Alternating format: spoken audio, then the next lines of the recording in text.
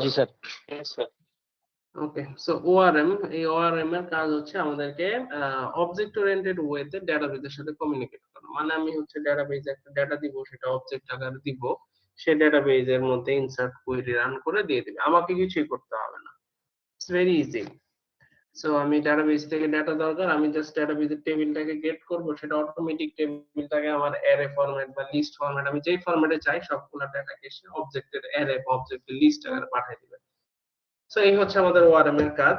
So আমরা ORM যেটা use করব ডটনেটে, তার নাম হচ্ছে এনটিটি ফ্রেমওয়ার্ক। এনটিটি ফ্রেমওয়ার্ক, বা আমরা সংক্ষেপে এটার নাম বলি হচ্ছে ইএফ, এনটিটি ফ্রেমওয়ার্ক বা ইএফ। সো এনটিটি ফ্রেমওয়ার্কের কাজ হচ্ছে এই অবজেক্ট রিলেশনাল ম্যাপিংটা করা। সো আমরা ডেটাবেস থেকে ডেটা যখন আনবো, will get it in object oriented way. ডেটাবেসে ডেটা যখন দিব, উইল গিভ এন অবজেক্ট, এটা হচ্ছে অবজেক্টকে ডেটাবেসে পুশ করে দিবে এভরিথিং। আমরা অবজেক্টের ভিতরে প্রপার্টি আপডেট করব, ডেটাবেসে কলাম আপডেট হয়ে যাবে, এভাবে এটা কাজ করে। সো এনটিটি ফ্রেমওয়ার্কের কাজ করার জন্য দুইটা জিনিস লাগে। এক নাম্বার, সেটা হচ্ছে obviously database. Entity framework needs database, and another thing is models. এই দুইটা জিনিস আর লাগে। এখন মডেলস বলতে কি? ডেটাবেস মানে তো আমরা বুঝতেছি যে যে কোনো একটা relational database. Relational database,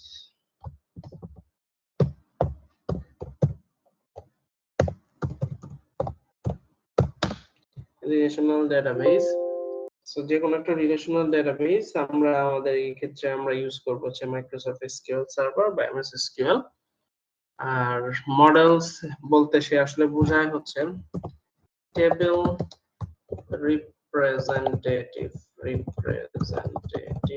classes and DB representative class.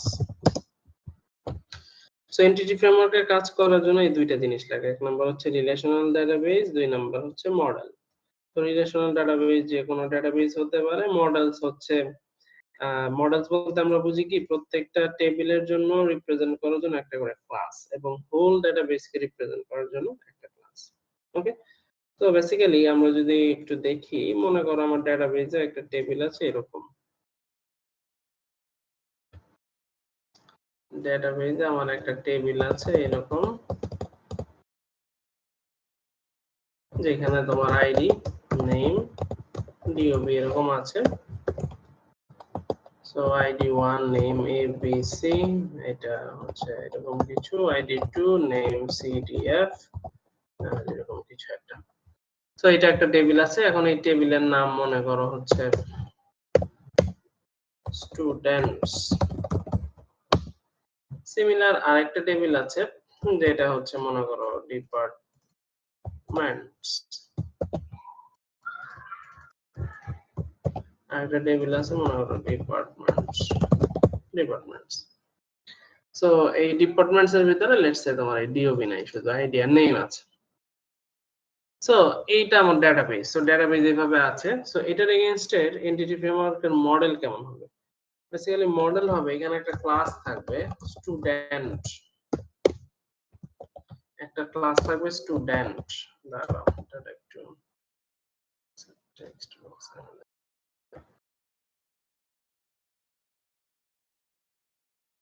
So basically স্টুডেন্টের রিপ্রেজেন্ট করার জন্য একটা ক্লাস থাকবে স্টুডেন্ট। আমাদের টেবিলের নাম কিন্তু দেখো প্লুরাল, ক্লাসের নাম সিঙ্গুলার, ঠিক আছে? এর ভিতরে থাকবে হচ্ছে কলামগুলো থাকবে হচ্ছে অ্যাজ এ অবজেক্টের প্রপার্টি। যে কলামগুলো ছিল সেই কলামগুলো থাকবে হচ্ছে অ্যাজ এ প্রপার্টি। এটা হচ্ছে ডিজাইনটা।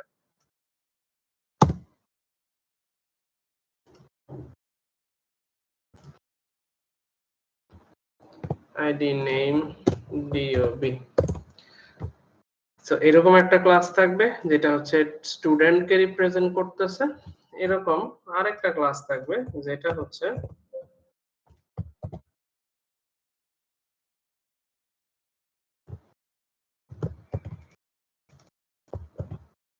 আরেকটা ক্লাস থাকবে যেটা হচ্ছে ডিপার্টমেন্টকে রিপ্রেজেন্ট করতেছে। ক্লাসের নাম হবে ডিপার্টমেন্ট, আইডি নেম, এই দুইটা জিনিস থাকবে। সো তাহলে আমার ডেটাবেজে যতগুলা টেবিল থাকবে সবগুলা টেবিলকে রিপ্রেজেন্ট করার জন্য একটা করে ক্লাস থাকবে। সো এগুলাকে আমরা বলবো হচ্ছে table representative class. So students যেরকম টেবিল ছিল সেই স্টুডেন্টস টেবিলকে রিপ্রেজেন্ট করার জন্য কলামগুলোর প্রপার্টি নিয়ে একটা ক্লাস হয়েছে সিঙ্গুলার ফরম্যাটে, নাম হচ্ছে স্টুডেন্ট আর ডিপার্টমেন্টস। ওকে, মনে থাকবে? জি স্যার। তাহলে যদি আমার 10টা টেবিল থাকে কয়টা ক্লাস হবে? 10টা। 5টা থেকে 5টা, যাই হোক। ওকে, যতগুলা টেবিল থাকবে অতগুলা ক্লাস থাকবে। এটা হচ্ছে আমার টেবিল রিপ্রেজেন্টেটিভ ক্লাস। আর ডাটাবেসকে রিপ্রেজেন্ট করার জন্য আরেকটা ক্লাস থাকবে, যেটা হচ্ছে হোল ডাটাবেসের ক্লাস। মানে ডাটাবেসটাও একটা অবজেক্ট হিসেবে রিপ্রেজেন্ট হবে। কারণ ডাটাবেস যদি অবজেক্ট হিসেবে রিপ্রেজেন্ট হয় তাহলে বলো তো ডাটাবেসের প্রপার্টি গুলো কি হতে পারে? মানে আমি ডাটাবেসকে যদি একটা অবজেক্ট হিসেবে চিন্তা করি তাহলে তার প্রপার্টি কি হতে পারে? হ্যাঁ, টেবিলস নাকি? ডাটাবেসকে যদি আমি একটা অবজেক্ট হিসেবে চিন্তা করি তাহলে সেটাকে আমরা বলতে পারি হচ্ছে তার টেবিল গুলো হচ্ছে তার অ্যাট্রিবিউটস বা প্রপার্টিস বা কন্টেন্টস। যাই হোক, সো ডাটাবেস রিপ্রেজেন্টেটিভ যে ক্লাসটা এর নাম হচ্ছে কনটেক্সট। ডাটাবেসকে রিপ্রেজেন্ট করে যে ক্লাসটা তার নাম হচ্ছে context. And obviously this context class must be inherited from DB context. এই কনটেক্সট ক্লাসটা অবশ্যই ডিবি কনটেক্সট ক্লাস থেকে ইনহেরিটেড হতে হবে। ওকে, দেখি এক মিনিট।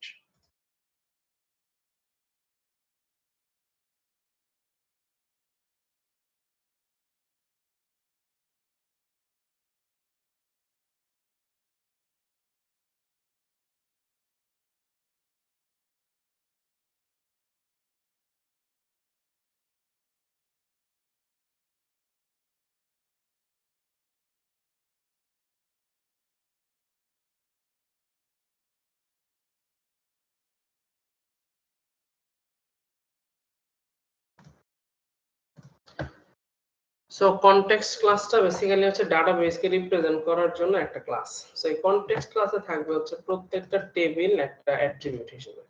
যেমন স্টুডেন্টস টেবিলটা একটা স্টুডেন্টস টেবিল। সো যেমন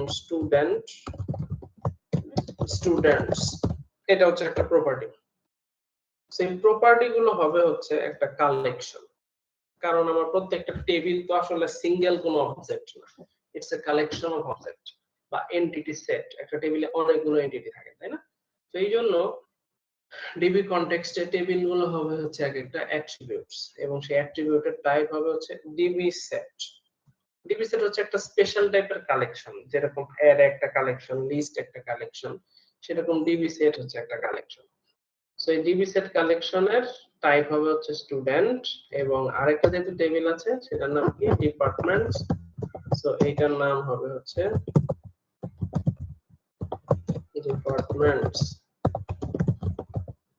ডিপার্টমেন্টস ডিবি সেট। তাহলে যতগুলা টেবিল থাকবে ততগুলা কি থাকবে? এরকম অ্যাট্রিবিউট থাকবে কনটেক্সট ক্লাসে। মনে থাকবে? Yes, sir. আচ্ছা, এখন এন্টিটি ফ্রেমওয়ার্কে কাজ করা যায় দুইটা ওয়েতে। EF can be used in দুইটা ওয়েতে কাজ করা যায়। একটা হচ্ছে ডিবি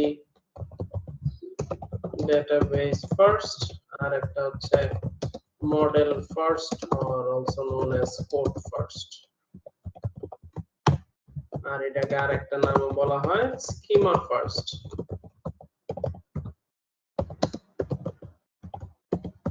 আর একটা ওয়ে আছে যদিও এটা এখন আর ইউজ হয় না।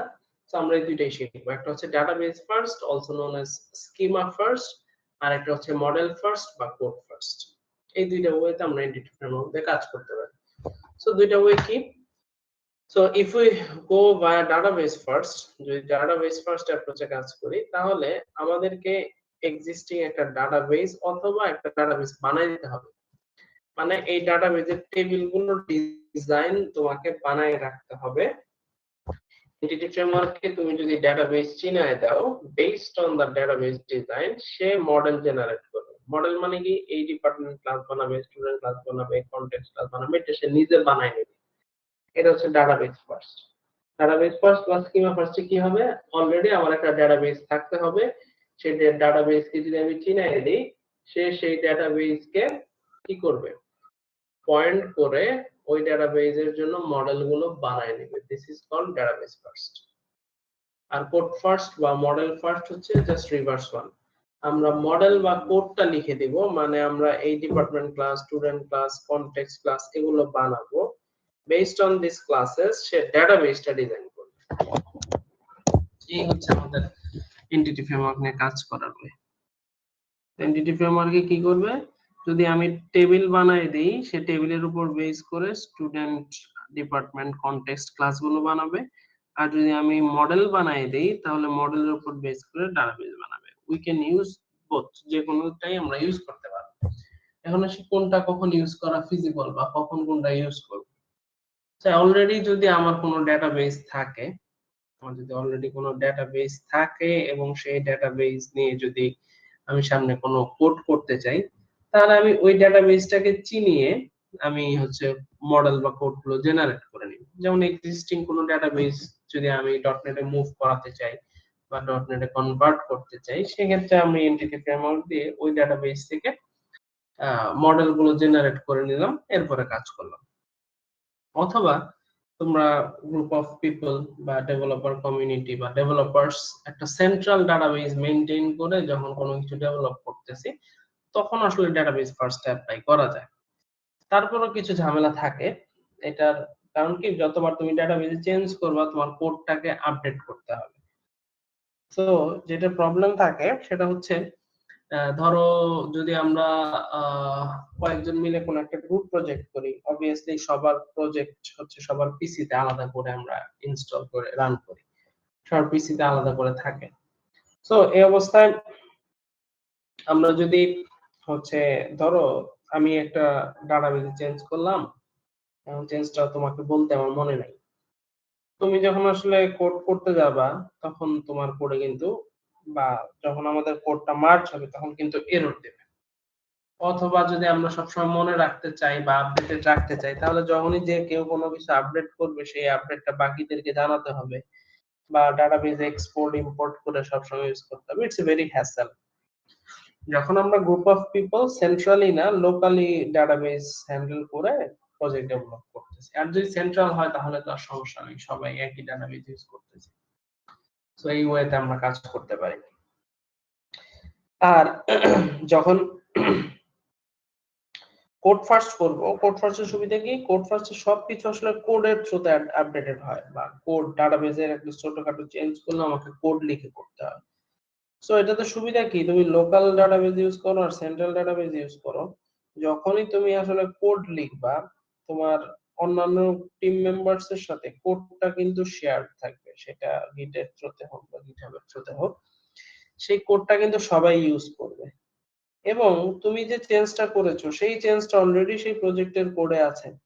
তো বাকি কারো আসলে ওই চেঞ্জ নিয়ে কোনো মাথা ব্যথাই করতে হবে না। He or she will just take the codes, update from the Git, and then they will run some commands. তারা কিছু কমান্ড রান করবে, তো দেখা যাবে যে সেটা অটোমেটিক আপডেট হয়ে যাবে। তো এটা হচ্ছে সুবিধা। সো আমরা আসলে প্রথমে শুরু করব ডাটাবেস ফার্স্ট দিয়ে। তো ডাটাবেস ফার্স্টে কিছু প্রবলেম ফেস টেস করার পরে আসলে বুঝবো যে কোড ফার্স্টটা ইজিয়ার। সো পরবর্তীতে আসলে কোড ফার্স্টেই আমরা শিফট হয়ে যাব। সো এই হচ্ছে আমাদের এন্টিটি ফ্রেমওয়ার্কের ইন্ট্রোডাকশন, যে আসলে এটা কি কাজ করবে, কিভাবে কাজ করবে। আমরা কি বুঝতে পারছি?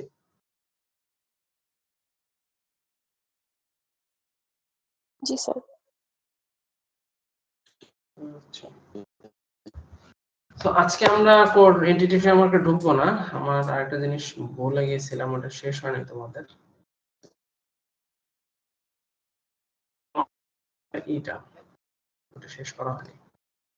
ফর্ম সাবমিশনের পরে value retrieval for checkbox, select option and radio button, এগুলার আপডেটটা, মানে এগুলার যে ভ্যালুটা রাখতে হবে, এটা কিভাবে রাখবো এটা দেখানো শেষ হয়নি।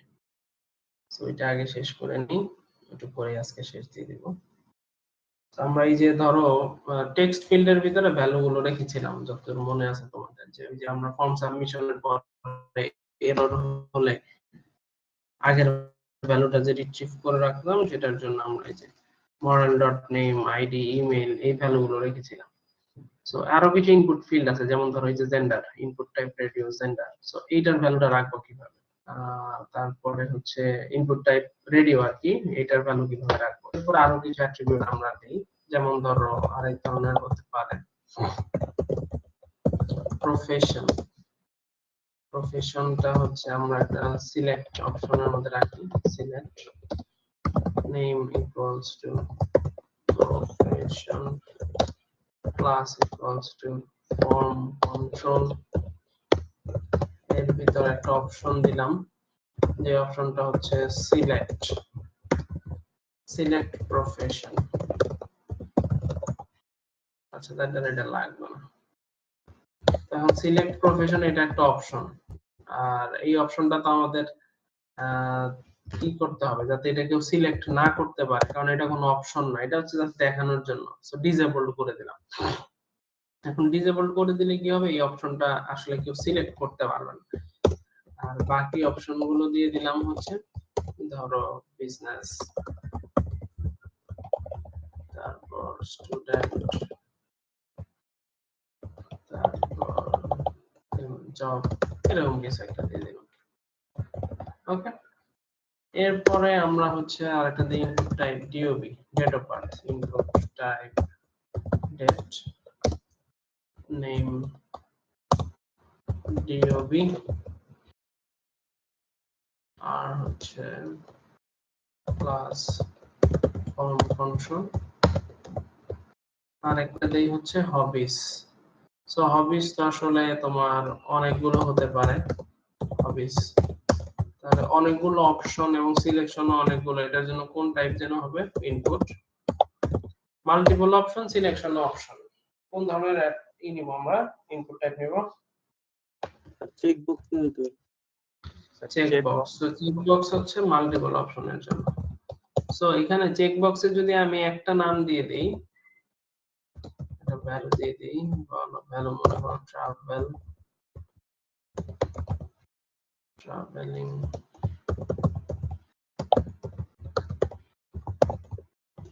যদি আমি এখানে একটা নাম দিয়ে দেই যে হবিস, এরকম একটা যদি নাম দিয়ে দেই এবং সবগুলা নাম যদি সেম রেখে দেই, তাহলে কি হবে, লাস্টে যেটা সিলেক্ট করব ওইটার ভ্যালু শুধু ম্যাপ হবে, কারণ বাকিগুলো আর হবে না। তো চেকবক্স থেকে ভ্যালু নেওয়ার সিস্টেম হচ্ছে আমরা এরকম অ্যারে সিনট্যাক্স দিয়ে রাখি, যারা জানো না জেনে নাও, বেশি কথা বলতেছি না আমি, এটা জানার কথা ও এর থেকে, না জানলে জেনে নাও যে যদি চেকবক্স থেকে ভ্যালু রিট্রিভ করতে চাই তাহলে আমাদের এরকম অ্যারে ফরম্যাটে নেমটা দিতে হবে। সো মিউজিক, স্পোর্টস,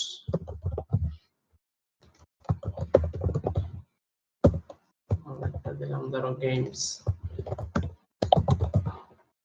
সো এরকম কিছু হবিস দিলাম। Okay, so now if we see, this looks like this.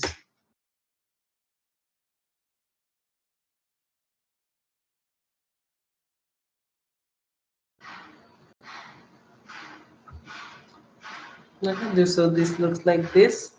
এখন দেখো এই যে আমরা এই যে সিলেক্ট প্রফেশন, এটা কিন্তু আছে তাই না, এটা কেউ সিলেক্ট করতে পারছে না, আমরা ওটাকে ডিসেবল করে দিছি তাই, কিন্তু ওটা কিন্তু এখানে সিলেক্টেড অবস্থায় আসে না, ফার্স্টেই বিজনেস চলে আসে। তো এটাকে যদি আমরা সিলেক্টেড অবস্থায় দেখাতে চাই তাহলে এটা সামনে দিতে হবে সিলেক্টেড, তাহলে এটা কি হবে, প্রথমে সিলেক্টেড অবস্থায় থাকবে, এই জন্য ওটা দেখা যাবে এবং এটা কেউ পরবর্তীতে আর চুজ করতে পারবে না। দেখো এই যে সিলেক্ট প্রফেশন, তুমি এটা কোনোদিন সিলেক্ট করতে পারবে না, তোমাকে যে কোনো একটা কিছু সিলেক্ট করতে হবে। ওকে, এখন আসো এটার ভ্যালু গুলো আমরা রিট্রিভ করে রাখবো, যেমন ধরো জেন্ডার, মেল, ফিমেল, এটা এগুলোর ভ্যালু রিট্রিভালের ক্ষেত্রে জানতে হবে যে যেমন এটাতে ভ্যালু আগে বলে দিলে আগের ভ্যালুটা থাকতো, কিন্তু এই ফিল্ড গুলোর জন্য কিন্তু ভ্যালু বলে দিলে আগের ফিল্ড থাকবে এরকম কিছু নাই। এই রেডিও বাটন গুলোর মধ্যে বা চেক বক্স সবগুলোর মধ্যে একটা ই আছে, চেকড। সো যেমন ধরো আমি জেন্ডার মেল, এটার সামনে যদি চেকড অ্যাট্রিবিউটটাকে লিখে রাখি, সিঙ্গেল লাইন অ্যাট্রিবিউটটাকে যদি লিখে রাখি, দেখো বাই ডিফল্ট অলওয়েজ মেল ভ্যালুটা সিলেক্টেড অবস্থায় থাকে, দেখো তুমি যত ভ্যালু দেবে না কেন, তুমি যদি ভ্যালিডেশন এরর হয় ফিমেল সিলেক্ট করে অ্যাড দাও, দেখো এরর থাকবে কিন্তু মেইলই সিলেক্টেড অবস্থায় আছে। কারণ কি আমরা ওই যে HTML এর মধ্যে বলে দিছি এটা চেকড। এখন এই স্ট্র্যাটেজিটা ইউজ করে আমাকে প্রিভিয়াস ভ্যালু রাখতে হবে, বাট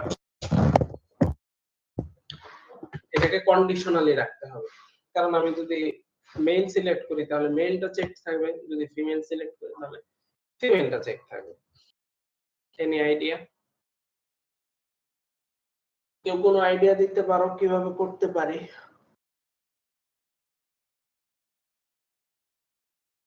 সো এই চেক লেখাটা যখন মেল হবে তখন থাকবে, যখন ফিমেল হবে তখন থাকবে না। আবার যখন ফিমেল সিলেক্ট করব তখন ফিমেলের জন্য থাকবে, মেলের জন্য থাকবে না। এর আগের বার মডেল ডট জেন্ডারটাকে চেক করবো, যদি ফিমেল আগে থাকে তাহলে চেকড দিয়ে দিব, আদারওয়াইজ মেলে দিব। আর যদি দুইটাই না থাকে তাহলে দুইটাই দিব নাকি? না, কিভাবে করা যায় বলো?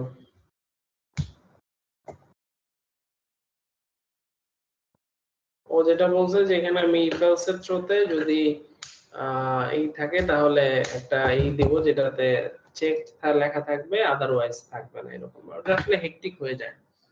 দেখো what can we do, we can write some C sharp set. আমি এখানে একটা সি শার্প ব্লক নিলাম, সি শার্প ব্লক নিলাম, এখানে একটা ফাংশন নিলাম যা রিটার্ন টাইপ বুলিয়ান, নাম দিলাম চেক জেন্ডার। সো বেসিক্যালি আমি যেটা করব, এই চেক ফাংশনটার মধ্যে, এই চেক অ্যাট্রিবিউটের মধ্যে একটা ফাংশনের কলিং করব। সো যদি এখান থেকে ট্রু আসে তাহলে এটা ট্রু হবে, মানে চেক থাকবে, আদারওয়াইজ ফলস। সো এইখানে প্যারামিটারে আমরা একটা রিসিভ করব স্ট্রিং gn।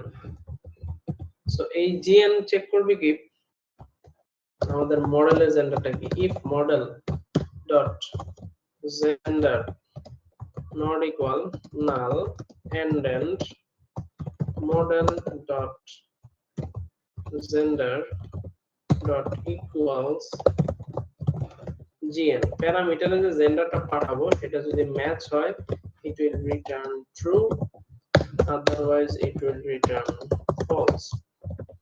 আমি একটা মেথড লিখলাম, যে মেথডে আমি একটা জেন্ডার পাঠাবো, সে চেক করবে আমার মডেলের জেন্ডারটার সাথে এটা মিলে কিনা, ম্যাচ হলে ট্রু রিটার্ন করবে, আদারওয়াইজ ফলস। এবং আমি এই যে চেকটা লিখেছি এইখানে আমি কি করব, চেক জেন্ডার ওই ফাংশনটা কল করে, যেহেতু এটা মেইলের জন্য, তো এইটার জন্য ভ্যালুটা পাঠাবো মেইল। সেম জিনিসটা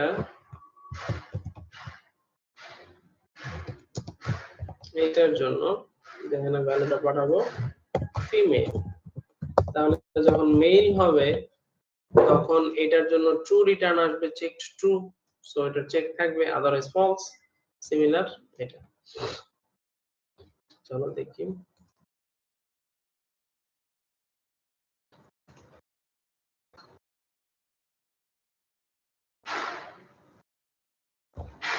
দেখো ইনিশিয়াল অবস্থায় কোনো কিছুই নাই, আমরা যদি ইন্সপেক্টে যাই এইটা দেখি,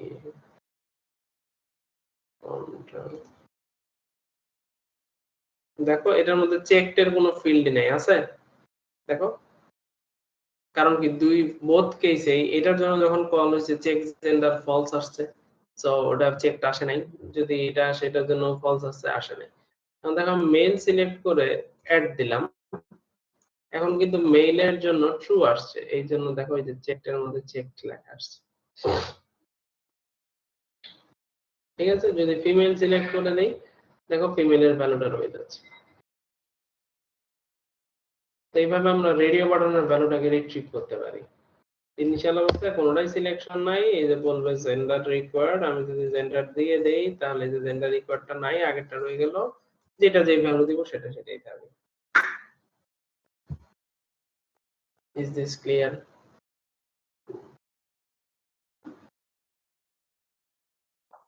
yes G sir. Sir. So we can also do the same for profession। প্রফেশনের জন্য আমরা সেম কাজটা করতে পারি। প্রফেশনের জন্য ওখানে চেকড না, প্রফেশনের জন্য তো আমরা দেখলাম সিলেক্টেড। তাহলে জাস্ট এই স্ট্র্যাটেজিটাই ইউজ করব আমরা। তো এরকম একটা ফাংশন নেই আরেকটা boolean check profession, exactly same ভাবে কাজ হবে।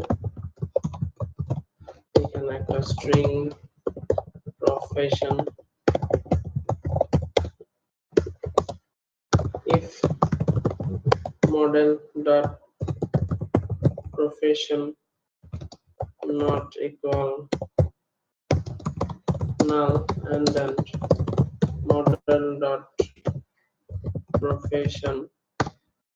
আচ্ছা আমরা তো মডেলের মধ্যে কি প্রফেশন অ্যাড করছি না, আমাদের তো এই যে এই মডেলগুলোতে তো নতুন ফিল্ডগুলো অ্যাড করতে হবে। প্রপার্টি স্ট্রিং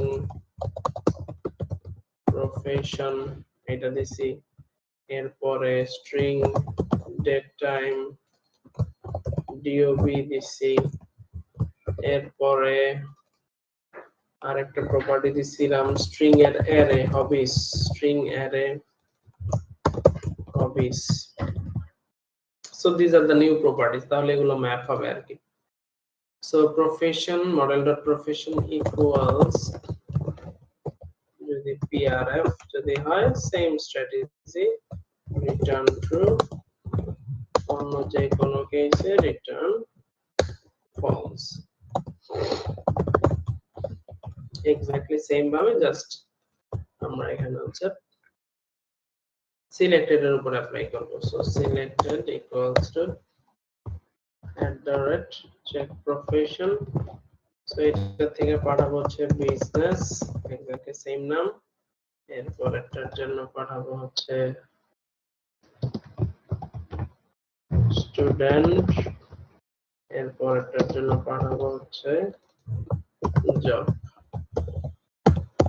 তাহলে যে যে প্রফেশন চুজ করা থাকবে সেই প্রফেশন সিলেক্টেড থাকবে, বাকিগুলো মতো। দেখো আমি যদি বিজনেস চুজ করি, দেখো বিজনেস ইজ সিলেক্টেড, স্টুডেন্ট যদি সিলেক্ট করে থাকি স্টুডেন্ট, জব যদি সিলেক্ট করে থাকি, যে যেটা সিলেক্ট করবো সেটা হয়ে যাবে, লাইক এটার মতো প্রিভিয়াস ভ্যালু উইল বি রিট্রিভড। বুঝতে পেরেছি?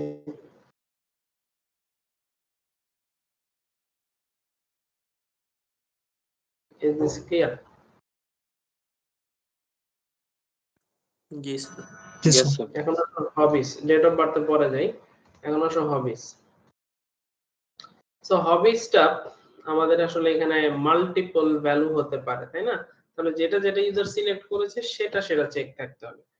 তাহলে এটাও আমরা সিমিলার ওয়েতেই অ্যাপ্লাই করব, জাস্ট এখন অ্যারেতে চেক দিতে হবে যে অ্যারেতে আসলে ভ্যালু আছে কি না। সো এখানে বুলিয়ান চেক হবিস, এখানে string hobby. So if model dot আগে hobbies not equal null and then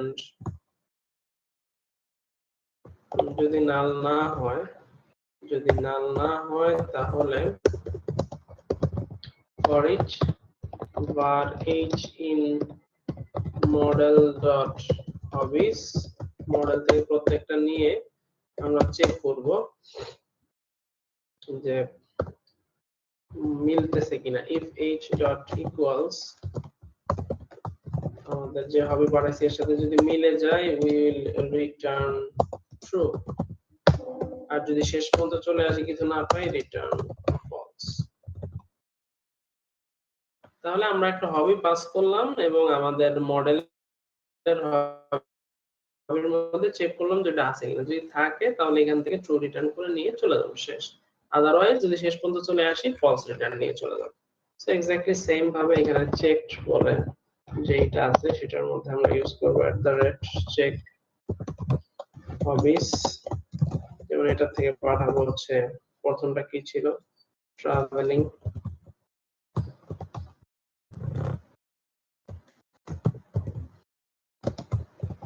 তারপর একটা ছিল music,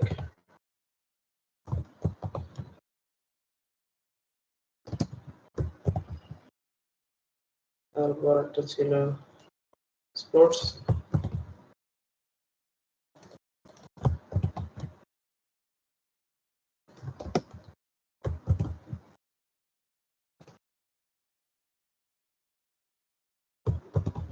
what is no games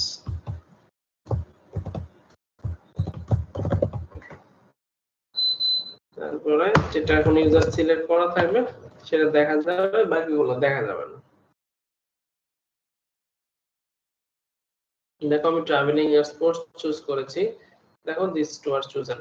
যদি গেমস চুজ করি এটা থাকবে, যদি একটা উঠাই দেই শুধু গেমস থাকে, যেটা আমি আগের স্টেজে রেখেছিলাম সেটাই রয়ে যাবে। ওকে স্যার বলো।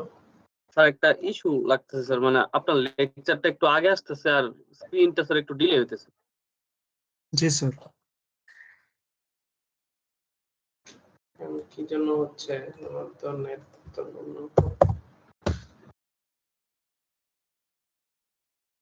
আমাদের তো নেট স্পিড ঠিকই আছে। টিমস এর কোনো ইস্যু হতে পারে, কারণ টিমস একটু আগে ওই উইন্ডোজ অ্যাপটা থেকে বের করে দিয়েছে, ওটা থেকে হচ্ছে না, কি বলে, ক্লাস নিতে পারছি না। কি জন্য সমস্যা, এই জন্য হচ্ছে কি না পারছি না আসলে। ঠিক আছে, কোডটা দেখে যদি প্রবলেম হয় নেক্সট ক্লাসে বলো, দেখে দেব। স্যার, প্রফেশনের ওখানে যে প্রফেশন ছিল ওটা কি রিকোয়ার্ড কাজ করবে? কারণ ওটা তো অলরেডি সিলেক্টেড।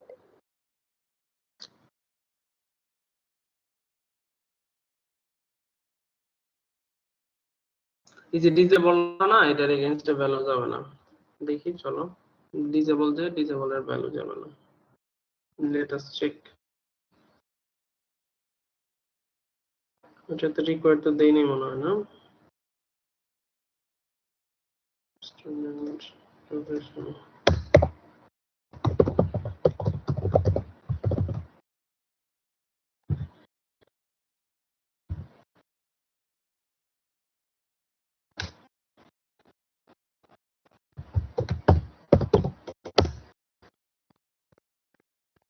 এই যে দেখো the profession is required, কারণ আমাদের যে সিলেক্টেড যেটা আছে সেটা হচ্ছে ডিসেবলড। তো ডিসেবল ফিল্ড কখনো ভ্যালু সার্ভার এন্ডে যায় না, সার্ভার এন্ডে ডিসেবলড এর ভ্যালু কখনোই যায় না। ঠিক আছে, ওই জন্য এটাতে কাজ করবে না। বুঝতে পেরেছো?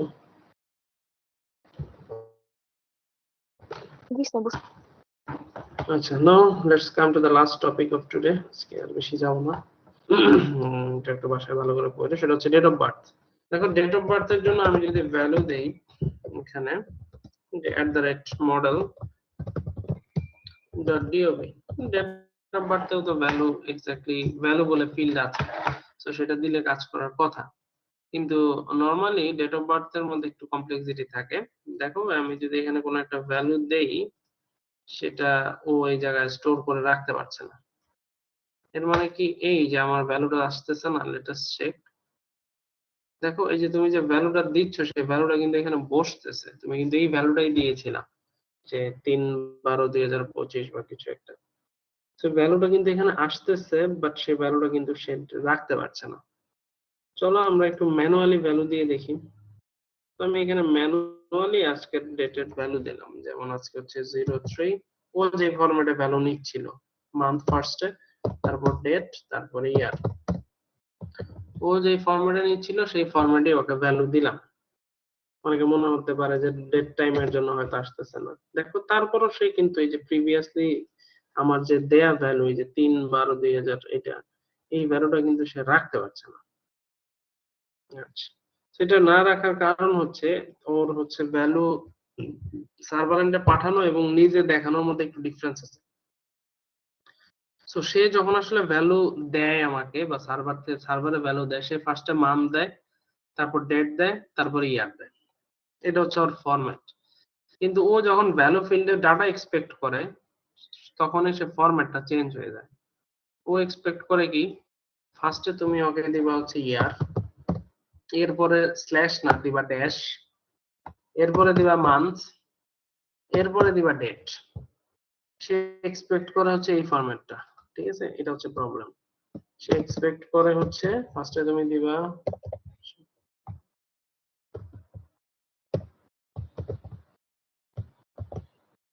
তুমি ফার্স্টে দিবা হচ্ছে ওকে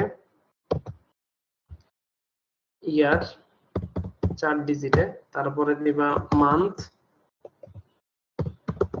এরপরে দিবা ডেট। এই ফরম্যাটে হচ্ছে ডাটাটা এক্সপেক্ট কর। দেখো আমি যদি এই ফরম্যাটে ডাটাটা দিয়ে দেই, এখন সে ঠিকই দেখবো আগে থেকে ভ্যালু এটা দেখাবে, যেমন একটু আগে এটা দেখাচ্ছিল না। দেখো পেজটা যদি রিলোড দেই, দেখো সেই যে এখন প্রিভিয়াস মান্থ ডেট না দেখি এখন এই ভ্যালু দেখাচ্ছে, কারণ সে ডাটা এক্সপেক্ট করা হচ্ছে এই যে এই ফরম্যাটে, ফার্স্ট ইয়ার, তারপর মান্থ, তারপর ডেট। ওকে, তো আমাদেরকে আসলে প্রিভিয়াস ভ্যালু ইউজার যেটা দিয়েছে সেটা যদি এখানে দেখাতে চাই, সেটাকে আমাদের এই ফরম্যাটে রাখতে হবে। তো এই ফরম্যাটে রাখার জন্য আমাদেরকে খুব একটা কষ্ট করতে হবে না। এই সি শার্পের যে ডেট টাইম, এটারই বিল্ট ইন ফরম্যাট করার ওয়ে আছে, যেমন model dot DOB dot two string বলে একটা মেথড আছে। এই মেথডে তুমি যদি ফরম্যাটটা পাঠিয়ে দাও, সেই ফরম্যাটে তোমাকে ভ্যালু দেখাবে। সো ওয়াই ওয়াই ওয়াই, এখন আবার তোমাকে সি শার্পের ফরম্যাটিং জানতে হবে ডেটের। যেমন 4টা ওয়াই দাও মানে হচ্ছে 4 ডিজিটের, বড় হাতের এম মানে হচ্ছে মান্থ, ছোট হাতের এম মানে হচ্ছে মিনিট, সি শার্প, এটা মনে রাখতে হবে। আর ডেট হচ্ছে ডিডি।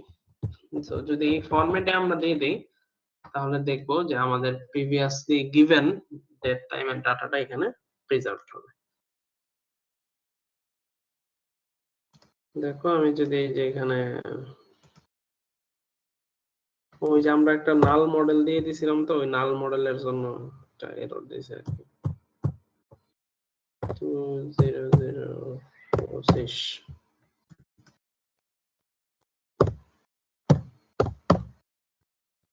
তো এই ধরো 17/1/25 ডাটা দিয়ে সেভ দিলাম, দেখবা এই যে এই ডাটাটা এখন প্রিজার্ভ হয়ে রয়েছে, আগে থাকতো না।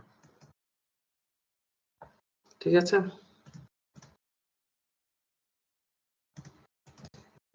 এগুলো একটু পড়াশোনা করো, আর নেক্সট ক্লাসে আমরা এই ক্রুড অপারেশনে চলে যাব, ইয়ার এন্টিটি ফ্রেমওয়ার্কের। সো একটু ভালো করে দেখো। আমি আজকে এন্টিটি ফ্রেমওয়ার্ক আর গেলাম না, ভ্যালিডেশনেই থাকলাম। নেক্সট ক্লাসে আমরা হচ্ছে ক্রুড অপারেশন অফ এন্টিটি ফ্রেমওয়ার্কে চলে যাব। ঠিক আছে, আজকে এটুকুই। আজকে আর বেশি ক্লাস নিতে পারছি না, আসলে শরীরটা খুব খারাপ লাগছে। তোমরা একটু এটা স্টাডি করে এসো, নেক্সট ক্লাসে এন্টিটি ফ্রেমওয়ার্কটা আমরা শুরু করবো আর কি ফিজিক্যালি। আজকে যেটা দেখালাম এটা একটু ভালো করে থিওরিটা পড়ে নিও, স্লাইড গুলো আপলোড করা আছে, বাকিটুকু দেখে নিও। ঠিক আছে, okay sir. Okay, thank you.